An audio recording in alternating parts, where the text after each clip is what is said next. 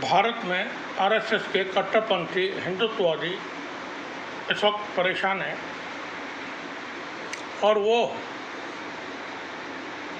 समझ नहीं पा रहे क्या करें और क्या कहें। हुआ यूँ है कि अमेरिका के न्यूयॉर्क में एक शख्स मेयर के शुरुआती चुनाव में जीत दर्ज करता है और उसका नाम है जोहान ममदानी। जोहान ममदानी के जो फादर हैं वो कोलंबिया यूनिवर्सिटी में प्रोफेसर हैं और युगांडा के मूल निवासी हैं और इनकी माँ जो हैं जोहान ममदानी की और भारतीय अमेरिकन बहुत ही फेमस फिल्म मेकर हैं, फिल्म प्रोड्यूसर रही हैं और बड़ी शानदार फिल्में, नौवर फिल्में उन्होंने प्रोड्यूस की हैं। कुछ के नाम हम आपको बताएंगे। इनकी माँ का नाम है मीरा नायर। मीरा नायर ने जो फिल्में बनाई हैं उसमें माया मेम साहब और ओ डार्लिंग यह है इंडिया, वाटर, सलाम बॉम्बे, मिसिसिपी मसाला,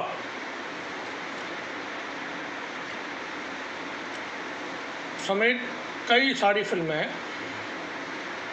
कामसूत्रा, ये फिल्म बड़ी फेमस हुई थी, Kamasutra, a tale of love. Monsoon wedding आपने देखी होगी, एक पंजाबी शादी पर ये बेस्ड फिल्म थी।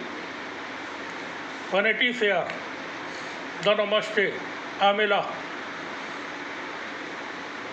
क्वीन ऑफ कटवे और बहुत सारी इन्होंने शॉर्ट फिल्में बनाई हैं मीरा नायर ने। India, migration, how can it be, God room, साथ ही जामा स्ट्रीट यानी जामा मस्जिद जनरल, ये 1979 में इन्होंने बनाई थी। सो फार फ्रॉम इंडिया 1982 में, इंडिया ये है 1984 में। Children of A desired sex 1987 में। माई ओन कंट्री 1998 में। और भी बहुत सारी इनके वर्क हैं। टेलीविज़न पर इन्होंने काम किया। ए सूटेबल बॉय नाम से 5 किस्तों का सीरियल बनाया था इन्होंने, मीरा नायर ने।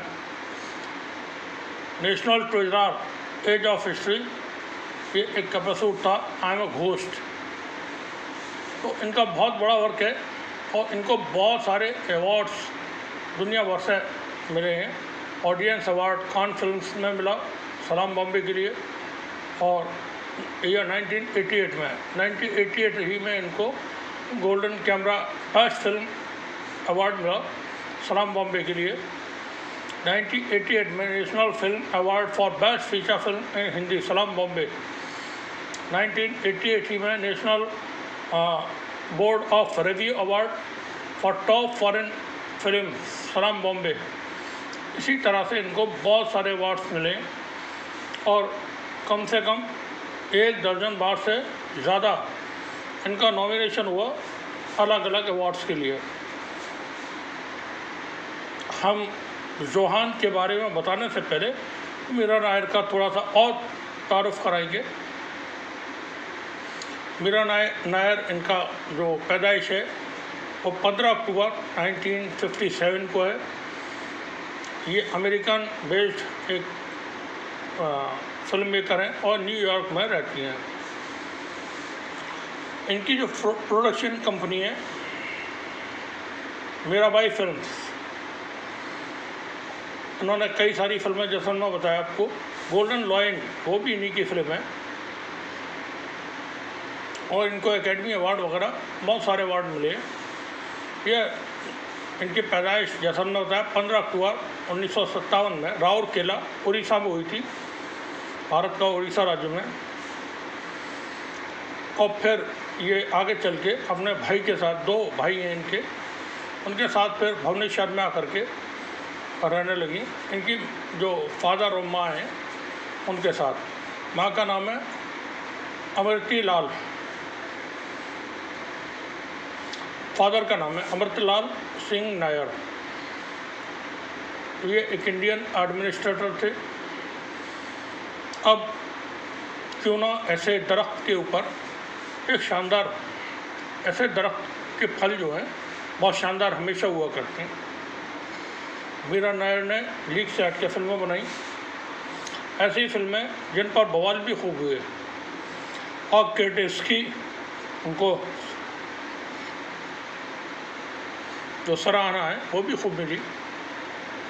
फिल्मों ने अवार्ड भी हासिल किए और फिल्में कमर्शियली भी अच्छा कमाई करने वाली साबित हुई।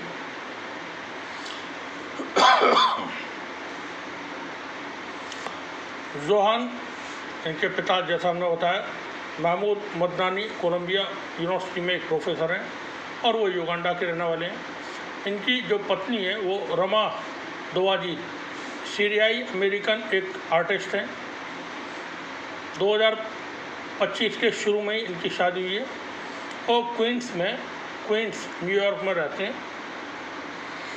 जोहान 2025 में न्यूयॉर्क शहर के मेयर पद के डेमोक्रेटिक उम्मीदवार हैं। डेमोक्रेटिक यानी अगेंस्ट ट्रम्प की पार्टी का नाम है रिपब्लिकन। तो ये बाइडेन की जो अभी पूर्व राष्ट्रपति थे उनकी पार्टी के उम्मीदवार हैं। अब इन्होंने जो अभी इलेक्शन हुए न्यूयॉर्क में मेयर के, उसमें एक हिस्ट्री रच दी है। 46% वोट इन्होंने हासिल किए हैं। न्यूयॉर्क के जो पूर्व मेयर हैं उनको 36% वोट हासिल हुए और बाकी को और ज़्यादा कम। लेकिन अभी वो जीत नहीं पाए, मेयर का इलेक्शन नहीं जीत पाए। अक्टूबर या नवंबर में फाइनल राउंड होगा, क्योंकि वहाँ 50% से ज़्यादा वोट चाहिए होते हैं जीतने वाले उम्मीदवार को। अब भारत में लोग बड़े परेशान हैं, ये भारतीय मूल के हैं लेकिन तारीफ कैसा करें, या उनको जैसे ऋषि सोनक को कोई अपना जीजा बता रहा था, कोई अपना फूफा बता रहा था। अब जोहान को कैसे कहें कि हमारा भाई है या बहनोई है या हमारा फूफा है या मौसा है। एक तो उसके साथ प्रॉब्लम ये हो गई कि उसने नरेंद्र मोदी भारत के प्रधानमंत्री और इसराइल के प्रधानमंत्री नेतन्याहू को एक जैसा अपने बयानों में, इलेक्शन के कैंपेन में जो बयान उन्होंने दिए वो एक जैसा दोनों को साबित किया है। गुजरात दंगों की बात की है उन्होंने,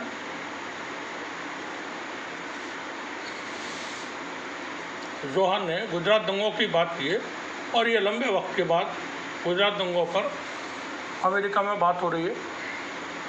साथ ही नेतन्याहू के लिए उन्होंने कहा है कि मेयर बनने के बाद अगर नेतन्याहू न्यूयॉर्क में दाखिल हो गया तो मैं उसको गिरफ्तार कर लूँगा। अब क्योंकि न्यूयॉर्क की जो पॉपुलेशन है वहाँ अच्छी तादाद, बहुत बड़ी तादाद वो है यहूदी की, जिसमें ज़ायनिस्ट तो कट्टरपंथी यहूदी हैं वो बड़ी तादाद में है।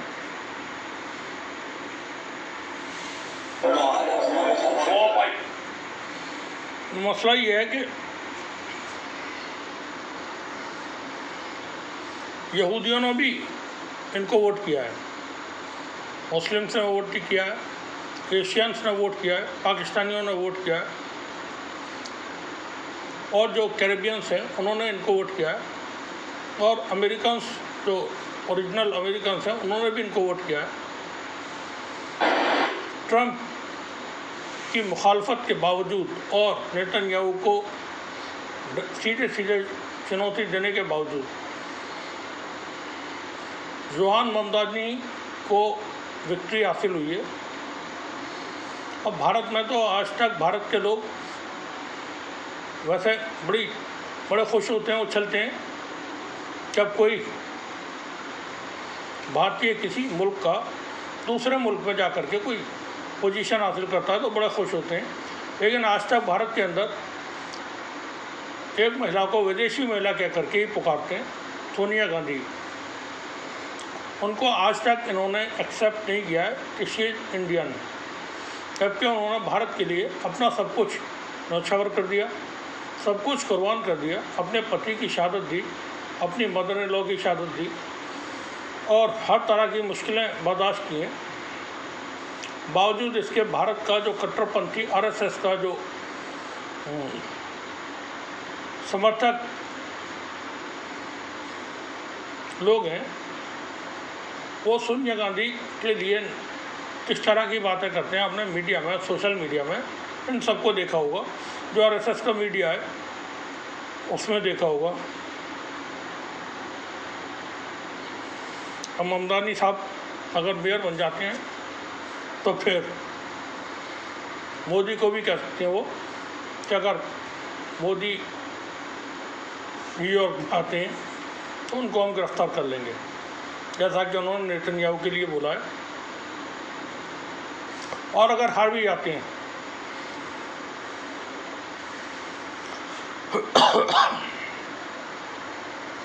तब भी वो पूरी दुनिया को एक दिशा दे रहे हैं, एक लाइन दे रहे हैं, लिबरलिज्म।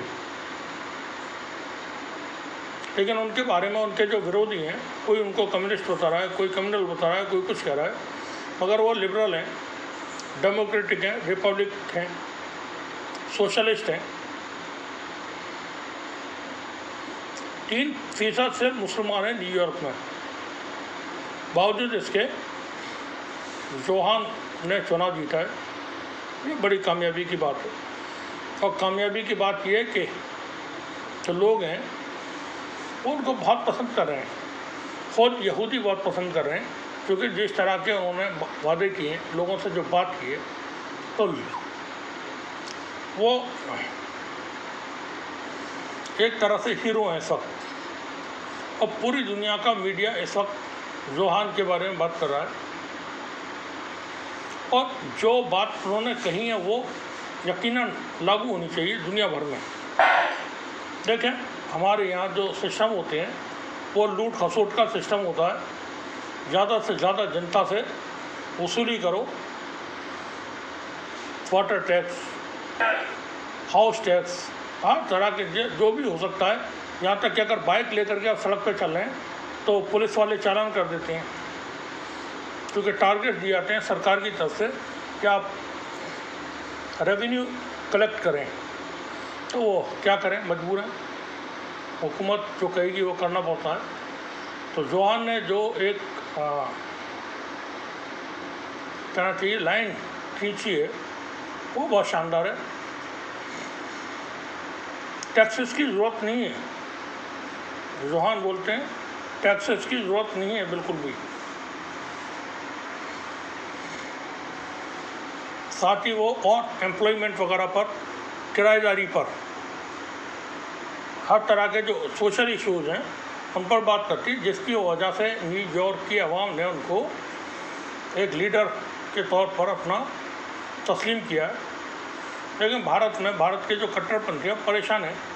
एक तो ईरान जीत गया, ईरान को इतनी बड़ी कामयाबी हासिल हुई इसराइल के ख़िलाफ़, और यहाँ भारत में तो लोग उम्मीद किए बैठे हुए थे कि बस ईरान को इसराइल जो है वो तबाह कर देगा और कब्ज़ा कर लेगा और ईरान के राष्ट्रपति और सुप्रीम लीडर सबको ख़ात्मा कर देगा और ईरान को छोड़ेगा ही नहीं, इस दुनिया में ईरान होगा ही नहीं, ईरान को जैसा ख़त्म कर देगा इसराइल। लेकिन जो मार पड़ी है उसके बाद इसराइल के गाल कम सूझे हुए हैं और यहाँ कट्टरपंथियों के ज़्यादा सूझे हुए हैं। बुरा हाल है। अब ये अचानक से न्यूयॉर्क में जोहान ममदानी चुनाव और जीत गए। अभी पूरी तरह से चुनाव नहीं जीती जैसा हमने बताया, मगर प्रीलिमिनरी वो चुनाव जीत चुके हैं।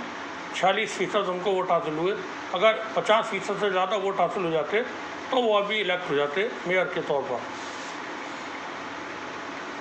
अभी इसमें एक राउंड और होगा इसमें अगर उनको वोट हासिल हो जाते हैं ज़्यादा तो फिर वो, और हार भी जाते हैं तो फिर दुनिया के लिए जो उन्होंने एक नया लाइन खींची है उस पर लोगों को सोचना पड़ेगा, मुल्कों को सोचना पड़ेगा, कम से कम भारत जैसे लोगों को ख़ास तौर पर सोचना पड़ेगा जहाँ 80 करोड़ लोग सरकार से 5 किलो का राशन का थैला लेकर के ज़िंदगी जीने को मजबूर हैं।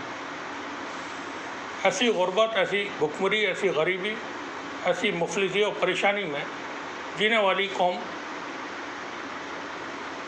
और भारत के जो लीडर्स हैं वो मज़े ले रहे हैं। विदेशों में जाते हैं प्रचार करने के लिए। जब पाकिस्तान ने भारत के साथ, पाकिस्तान के आतंकवादियों ने और पाकिस्तान ने फिर उनके फेवर में क्या किया, बाद में सारा का सारा खेल ट्रंप बिगाड़ देता है। कोई कहीं सुनने वाला नहीं है सब।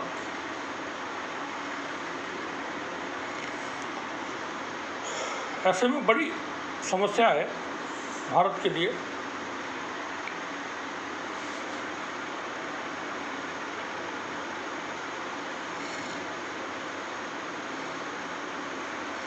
अब एक खबर है वर्ल्ड अफेयर्स की, अब मतलब हैरान हो जाएंगे, ये ब्रेकिंग्स करके पब्लिश हुई है। Chinese president Jinping says he will not attend BRICS summit in Brazil due to state dinner hosted by Brazil for Narendra Modi. Narendra Modi को जो ब्राज़ील की तरफ से स्टेट डिनर दिया गया है उसकी वजह से चाइना के राष्ट्रपति ब्रिक्स के समिट में शामिल नहीं होंगे। आप देखें दुनिया किधर जा रही है। हम उलझनों में पड़े हुए हैं, बेशुमार उलझनों में, और ये उलझनें हमारी खुद की खड़ी की हुई हैं, खुद की पैदा की हुई हैं। क्योंकि हम जो कर रहे हैं वो हमारी आवाम नहीं समझती है, जनता नहीं समझती। हमारा जो एलीट क्लास है वो सरकार के साथ है, तो एलीट क्लास को कोई फ़र्क नहीं पड़ता, उनके पास आमदनी इतनी है, पैसा इतना है, उन्हें कोई फ़र्क नहीं पड़ता सरकार की हमें मिलाने में, चापलूसी करने में उन्हें कोई मुश्किल नहीं, दुश्वारी नहीं। परेशानी किसको है? मिडिल क्लास को और लोअर मिडिल क्लास को। भारत में क्या कुछ सोचेगा कि साहब बिजली पूरी तरह फ्री कर दिया है लोगों के लिए, और ये जो ट्रांसपोर्ट है फ्री कर दिया जाए जनता के लिए, एजुकेशन फ्री कर दिया, और इलाज पूरी तरह फ्री हो। इसलिए नहीं सोचेंगे क्योंकि फिर ये जो लीडर्स हैं इनकी मौज मस्ती में कमी आ जाएगी। मौज मस्ती में कमी आए ना आए, मगर इनका जो करप्शन है उसमें थोड़ी कमी आ जाएगी। लूटपाट जो करते हैं ये लोग उसमें कमी आ जाएगी, जबकि होना ऐसे ही चाहिए। ये हाउस टैक्स लगाते हैं, क्यों लगाते हैं आप बताएं, कोई बताए यहाँ पर, आप बता दें। नगर निगम के लोग हाउस टैक्स क्यों लगाते हैं, वाटर टैक्स क्यों लगाते हैं, आप ड्रेनेज टैक्स क्यों लेते हैं? आप ये आपकी जिम्मेदारी है आपको करना। गवर्नमेंट हर तरह की टैक्स हासिल करती है, इनकम टैक्स ले रहे हैं, डायरेक्ट टैक्स, इतने सारे डायरेक्ट टैक्सेस आप ले रहे हैं जनता से, बावजूद इसके आपको हर चीज़ पर टैक्स चाहिए। सिर्फ सांस पर टैक्स बाकी है, बाकी तो हर चीज़ पर टैक्स ले रहे हैं आप, और जनता को मिल क्या रहा है? कुछ भी नहीं। बदले में किसी को कुछ मिल रहा हो तो कोई बताए। बच्चों की पढ़ाई पहली क्लास से लेकर के आखिरी वक्त तक आप देखें कितनी महंगी हो गई है। प्राइवेट स्कूलों में देखें क्या हाल है। एक कोई ज़रा सी आप थोड़ी शिकायत कर दें किसी अधिकारी से, वो आपके घर के सामने बुलडोज़र लेकर खड़ा हो जाता है और तोड़वा जाता है करके अचानक से। आप शिकायत करके देखिए किसी अधिकारी से, कोई एसडीएम हुआ, एसडीएम से कह करके देखें आप कि साहब ये प्रॉब्लम है हमारी। मालूम हुआ अगले दिन प्रॉब्लम तो दूर, वो सीसीटीवी लेकर के घर के सामने खड़ा हुआ कि तोड़ो, ये अवैध निर्माण हुआ है यहाँ पर। इस तरह से हुकूमतें नहीं चलती हैं। तो जोहान ने पूरी दुनिया के लिए एक लाइन खींची है और मीरा नायर बहुत खुश होंगी और होना चाहिए। उनके बेटे ने बड़ी कामयाबी हासिल की है। हमने मीरा नायर का हवाला दे करके पूरा डिटेल इसलिए बताई कि भारत में बहुत मुमकिन है जानकारी न हो लोगों को मीरा नायर कौन है और उन्होंने क्या काम किया, उनको कितनी परेशानी भी हुई जब उन्होंने फिल्में बनाई। साहब यहाँ देश के अंदर उनको चलना मुश्किल हो गया। सलाम बॉम्बे जैसा फिल्म आई थी, और अगर आपको ध्यान हो तो अब कितना हंगामा रहा उस वक्त। और कामसूत्रा में थोड़े चेंज होते गड़बड़ वाले थे, तो उसको लेकर के बेशुमार क्रिटिसिज्म थे। और नहीं देखना मत देखो, लेकिन किसी के काम को आप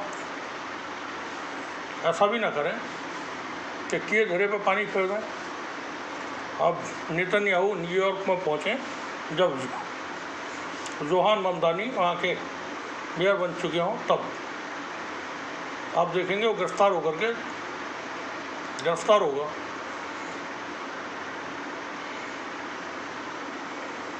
गुजरात दंगों की बात की उन्होंने।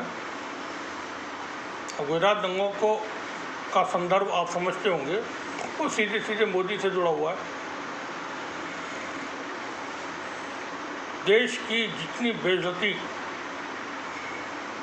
पिछले 10-11 साल के अंदर हुई है, मोदी जैसे लोग भी कोई पॉलिटिशियन थोड़ी है ये, दे आर नॉट पॉलिटिशियंस। अब हम नहीं कहेंगे ज़्यादा कुछ फालतू की बात। किसी भी देश में अगर इस तरह के लोग मोदी अमित शाह जैसे नेता राज करते हैं तो देश का क्या असर होगा। और अभी देखें आप, और हम दुआ करेंगे कि बने अभी हुकूमत बीजेपी की और 10-15 साल, क्योंकि भारत में जो विपक्ष है वो आरएसएस से लड़ने के लिए तैयार ही नहीं है। एक अकेला राहुल गांधी है, और राहुल गांधी के साथ चंद लीडर हो रहे हैं कांग्रेस के, बाकी तो कांग्रेस भी नहीं है राहुल गांधी के साथ जो आरएसएस के खिलाफ बोले बात करे। बाकी Samajwadi party, Bahujan Samaj party, RLD, Mamata Banerjee और जेडीयू, जेडीएस, जितनी पार्टियां हैं, कोई भी आरएसएस के खिलाफ बोलने को तैयार नहीं। आप सब आरएसएस के राज में जीने के आदी हो जाएं। और अभी 80 करोड़ लोग हैं तो 5 किलो के थैले पर ज़िंदगी जी रहे हैं। आगे चलने के बाद आप देखेंगे ये जो 2-3-4% अमीर लोग हैं, इनको छोड़ करके बाकी पूरा मुल्क जो है सरकार का दिया हुआ राशन खा रहा होगा, और डंडा ले करके पीछे सरकार के जो अधिकारी हैं, कर्मचारी हैं, चाहे वो पुलिस हो या जो भी हो, वो भेड़ बकरियों की तरह दौड़ाएंगे। खैर अभी तो फिर ये खबर थी जोहान ममदानी को लेकर के, बड़ी खबर है, क्योंकि ईरान के बाद अचानक से ये जो खबर आई तो वो भी बिल्कुल ऐसे ही है, एक अचंभा। किसी को उम्मीद नहीं थी कि ईरान जीत जाएगा, लेकिन ईरान को जीतना ही था। और ये बहुत अच्छा हुआ कि आज चूँकि पहली तारीख है मुहर्रम की, नया साल शुरू होता है इस्लामिक कैलेंडर के हिसाब से, और मुहर्रम जो महीना है वो शहादत का महीना है। मुहर्रम, चैलम, रमज़ान, ये ऐसे महीने जहाँ मुसलमान खुश होता है और हर मुसलमान शहादत को तरजीह देता है। इस महीने में भी अगर जंग होती तो फिर इसराइल का क्या हाल होता, मुहर्रम के महीने में भी अगर होती तो कोई सोच भी नहीं सकता क्या हाल होता उसका। अच्छा हुआ पहले ही बंद हो गई। अभी आरएसएस के लोग बहुत परेशान हैं इस बात से भी कि उनके जो गॉडफादर हैं, उनके जो आइडियल हैं, बड़ी कुटाई हुई है उसकी, बहुत अच्छे तरीके से, बहुत बढ़िया वाली। शुक्रिया आप सभी का।